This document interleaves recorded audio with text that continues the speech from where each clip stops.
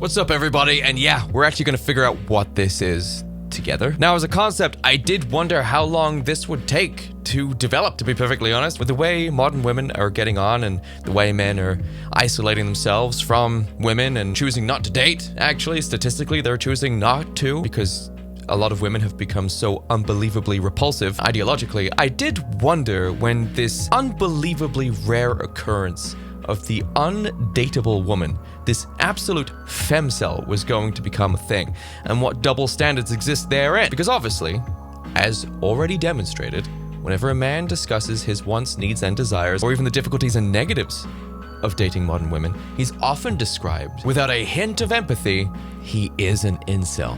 Now, we are obviously faced with a society that now has a very aggressive form of feminism, the type of feminism that wants all the power of man and none of the responsibilities of it. But have we reached the feminist critical mass? Have we reached the age of the femcel? I'm still entirely unsure as to what that terminology refers to in this day and age, but let's find out what it is. Perhaps I'm wrong. Perhaps femcel means something entirely different, but we're actually going to find out today.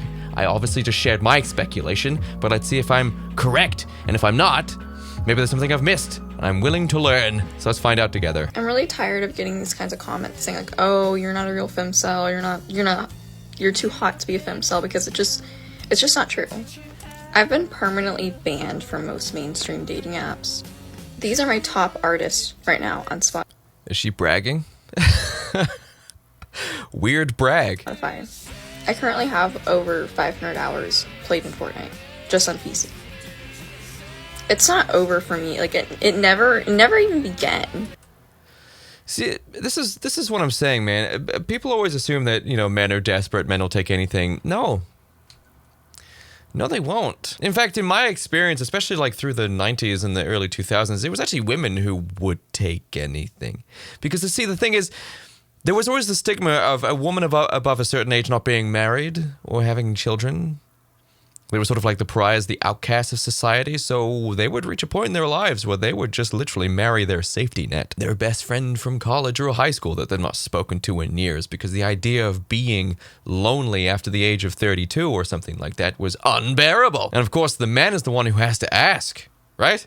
Women can't go around asking, will you marry me? Will you marry me? Will you marry me? A woman has to present herself in a way that would make a man want to marry her. That is, or at least was, what the end goal was. Now, modern ladies, I would say that perhaps you should listen to some older women who have gone their entire lives well into their 30s and 40s without having a husband or long-term boyfriend and children. While some do enjoy this lifestyle, there is a very, very large part of that community and culture that would say, for the love of God, don't waste your 20s. But yeah, here we have the personality aspect, the hermit, almost perfectly mirroring the male version of femcel, right? The incel, it's almost exactly the same. But this actually does present something new and different and contrary outside of what I had already discussed at the beginning of the video of militantly feminist views being unbelievably unattractive and repulsive to men to the point where they won't even date you no matter how hot you are. But that's not what's happening here. In fact, her version of being a femcel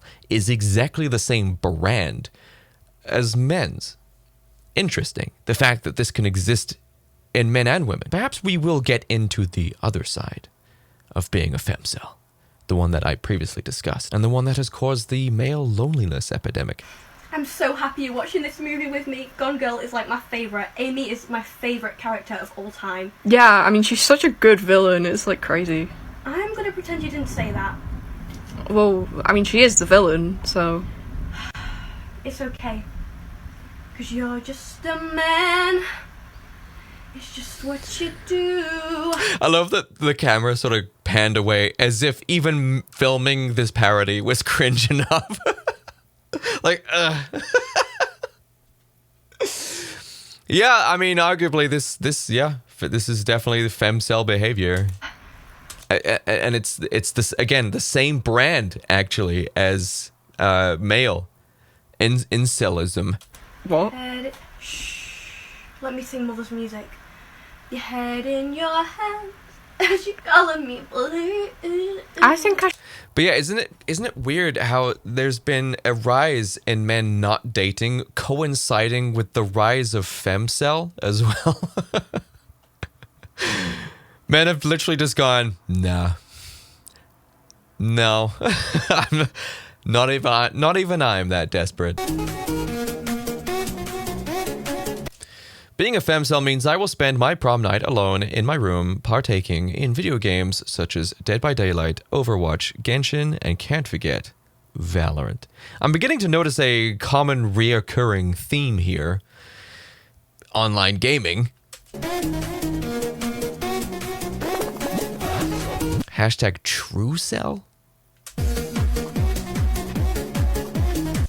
Hashtag cell maxing, right? Can we just cross that threshold, cross that barrier, just start combining all these words? This is why a lot of women find video gaming to be a less than attractive trait of the men that they're dating. This is why they don't like it. You could say it's because it's not something that they're invited to. Women do have a track record of trying to infiltrate and invade every male space. But I can imagine it's probably because, socially speaking, men are getting a lot from this. Maybe that's what it is. Maybe that's what's creating this incelism, this femcelism, is the fact that online gaming is giving otherwise completely unsociable outcasts the ability to be social. Maybe it's completely ruining their ability to become social. Someone who would be less than naturally adaptive to the concept of talking to people, like a fear to overcome. Why would they overcome a fear which to them doesn't need to be overcome if they can just play online games and be social with other people over a headset or over Discord, for example? If you give people an opportunity or the ability to not have to face anything difficult in their lives, usually they do. And it's more specific to the younger people as well. When growing up is hard and difficult and you no longer are just like playing and your friends and let's play pretend. Now whenever you talk to a girl or talk to a boy, there's more to it now. There's more depth. There's more to be gained and lost. Dignity, reputation, a relationship, your friend group, right? So many things to lose now, so to speak, in the game that you're playing of life. But a video game completely nullifies all of that, doesn't it? Makes it very uniform. It's very approachable. It's very accessible and consumable to these types of people who find social interaction relatively difficult. I'm not even just talking about people with autism or ADHD. Actually, completely normal people can grow up, whether it's their brothers and sisters or their terrible parents or even just things that were not addressed through their childhood.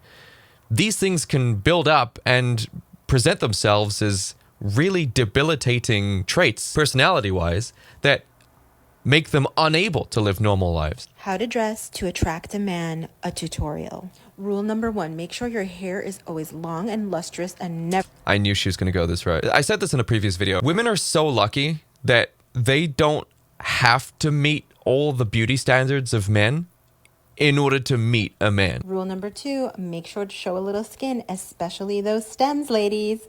Rule number 3, footwear should be dainty and delicate. Yeah. See, there was like this whole thing where like women were like, hey, I'm going to do the complete opposite. And somehow actually you still met a guy. Yeah, I'm just going to do everything that they don't like. JK, women will be sexualized no matter what. I'm sorry, is the idea of a man even wanting to talk to you, to women, is that you being sexualized? Because, forgive me if I'm wrong here, but whenever I type in subculture names and labels, you know, like goth or metalhead or punk, the only thing I'm seeing are women sexualizing themselves. With your feminist sexualized freedom that you've acquired over the last 5 years. The first thing women did with this newfound power was immediately sexualize themselves, far worse than any man has up until this point. It was literally the first thing you did, to the point where that's now one of the biggest industries in the world. You can no longer blame men for sexualization of your gender. You can't. You can't do that anymore. Because the cat's out of the bag. We've seen the other side. When given the opportunity, you sexualize yourselves worse than any man ever has. This is not something that you can just pin on men anymore. Rule number 4, show off that waist at all times. Rule number 5, always have a pleasant expression on your face. I promise you will attract...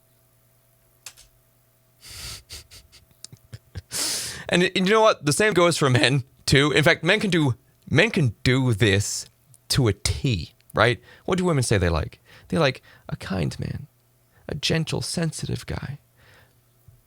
But who do they go for? Like a man that does this and all that. And then if a guy does the complete opposite, hey fellas, I'm not talking to the girls here. right? Because they're going to get mad about this. Dudes, listen here. How many of your girlfriends, a girl that you're currently dating or a previous girlfriend, has like that one ex? Or maybe a bunch, depending on the type of girl you went out with. And they're like ex-con, drug addict, emotionally unavailable gorillas, and they're obsessed with them. Like a man that's sensitive and I can watch Twilight with him and blah, blah, blah. It's like, yeah, you're not dating these men. You're not dating these men. In fact, these are the men that you're dating as you reach your mid-30s when you're done or you've learned the lessons that you've needed to learn. Oh man, I can't wait to see the comments for this one. Femcel traits. Never posting yourself online out of fear. Never taking pictures of yourself. Again, just see number 1. Been joked, asked out by guys. Being called a fake cell by guys who won't even date you. Always rejected. Never dated anyone. I mean, see above. HM.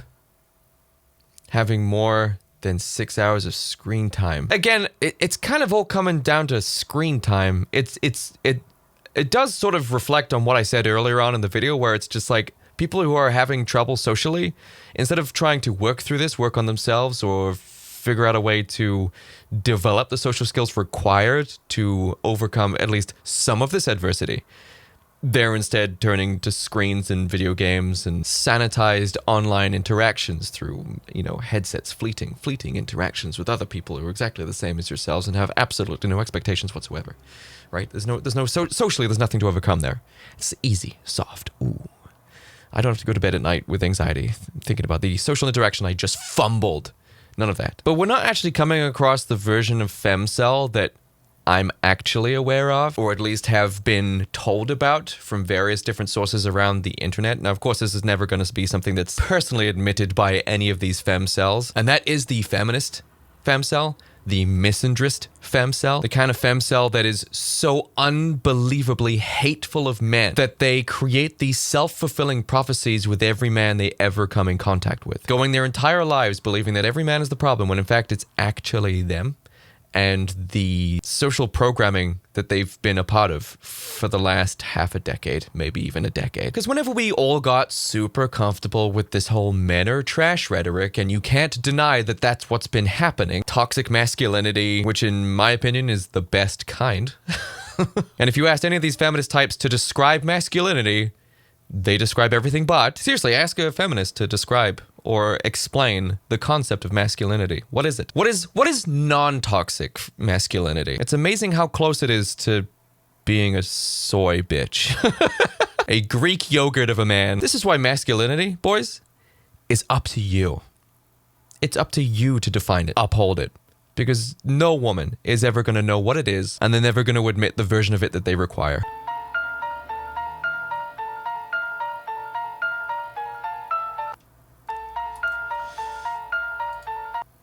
You want a loser femcel girlfriend? See, now, this was another aspect I wanted to discuss about this whole femcel shit. What if the concept of a femcel is also, and stay with me here, going to be sexualized by the OnlyFans community, the OnlyFans culture?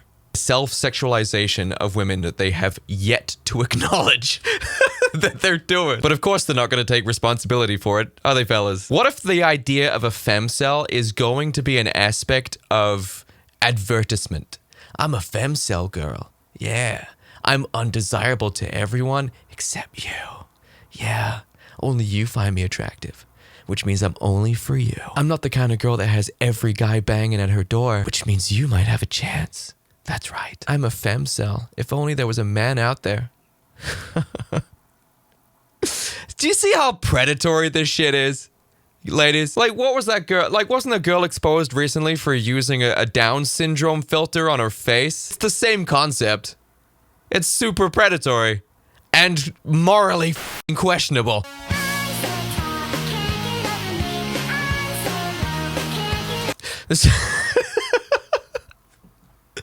This has nothing to it other than just femcel. It just says femcel. That's it.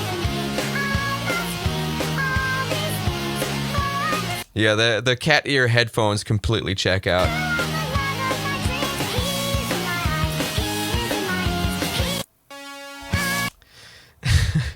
I think there might also be an aspect to femcelism that is just the concept of, I don't need a man, right? I'm having a great time without one around. And, you know, there's a great deal of men that are doing the exact same thing. In fact, welcome to modern men and what they're doing at the moment. They are willingly not dating because a lot of women these days are insufferable. The thing is, men don't have a biological clock. They also don't have that stigma of aging in society. Well, there is the stigma of dating someone in your 40s and she's in their 20s. The midlife crisis concept of a man reaching his midlife and dating an 18 or 20-year-old, it's questionable. But then again, isn't this girl, this 18-year-old girl, her own woman, strong, powerful, independent boss bitch? And that's the choice she made? Could it be jealousy, ladies, that a man is not choosing an older woman? Throwing out speculations here. Let me know if any of them are landing. But there are some really sad anecdotes from women who wasted their 20s. And in their words, wasted their 20s. You think you're having an absolute blast, everything's great, don't need a man, and then shit. You've hit your 30s, your hormones are going insane, telling you to have a child, to have a family, settle down. Your parents are at your door. What the fuck are you doing with your life, bitch? So many nice boys have come knocking at your door through your 20s, you didn't give a shit. But that was always it, though, wasn't it? Men were always there. They were disposable. They were always available in your 20s. And then you reach your mid-30s and suddenly the door is not knocking anymore. In fact, it's actually quite quiet. Now, this is not something that happens to me personally. I actually quite like older women. What I'm talking about is a generalized concept that older women typically aren't as coveted as younger women. Tends to be the case. In fact, it tends to be the case for a lot of women as they get older, when they realize that, yeah, that kind of attention doesn't last forever. And it was taken for granted. And now it's gone. And then the desperation sets in. This is not me speculating. This is not me being a misogynist. This is just what happens.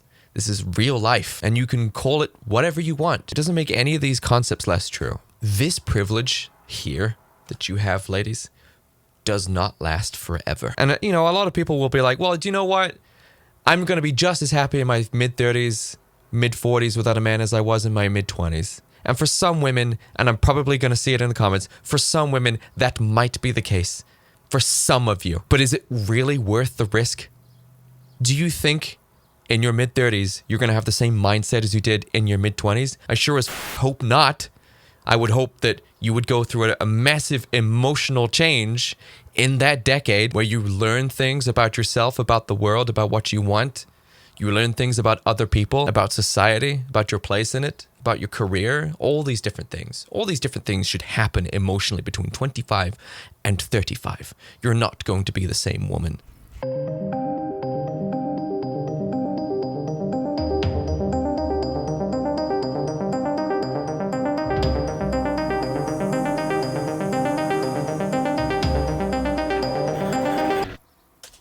Again, this idea that it only comes down to looks. I'm not gonna lie to you out there, boys and girls, being attractive super duper helps. It hugely widens your potential dating pool, okay? It makes it far wider. However, beautiful people can also suffer from horrendous personalities. So can unattractive people. And man or woman, at the end of the day, at the end of your 20s, it's who's still there. It's who you had the best conversations with, who put their lives and their time and their love on the line, their time on the line to be with you, to be around you, to support you. If they happen to be attractive, then fantastic. Good job. But here's another thing that I do need to really put out there, because I feel like this is reiterated over and over again to completely devalue the concept of trying to get someone who's attractive here. Attractive people can also be truly wonderful people. It's not like, oh, she's attractive, therefore she's probably a vacuous idiot. Not true. She could be an absolute delight and unbelievably hot. That does exist. Same with guys out there. It's just like, oh, yeah, but, you know, he's tall and attractive and strong and cool and all that shit, but he's probably a dick. No, he could probably be all these things and a really sweet, soft, sensitive, kind, assertive, confident person. He could be the whole package. People who are the whole package exist, and it blows, okay? It sucks. I know we try to do this whole, like, money can't buy you happiness thing with it, where it's just like, yeah, she's, or he's hot, but maybe they're a dick. Maybe they're not, okay? Anyway, guys. This video continues for another 5 minutes, uncensored and extended, for YouTube members and Patreon members. If you would like to view that, then either click join down below or follow the link in the description to the Patreon, and you can go watch that immediately. It's already out. Until then, my name's Jake Monroe. I had a great day today because I made it a great day, and I'll catch all of you next time. Bye-bye then.